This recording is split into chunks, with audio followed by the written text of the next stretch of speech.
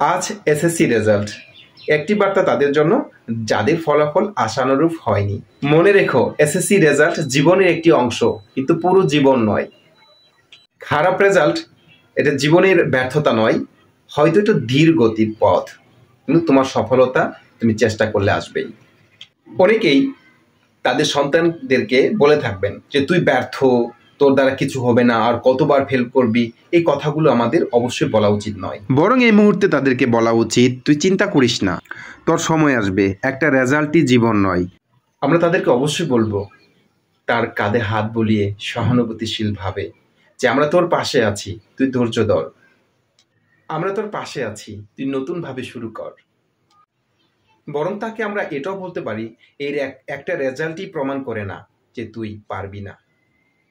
একটা কথা মনে রাখবেন, প্রত্যেকটা মানুষই আলাদা, কেউ সময় মতো ফোটে, কেউ আবার একটু দেরিতে, কিন্তু সবাই ফোটে।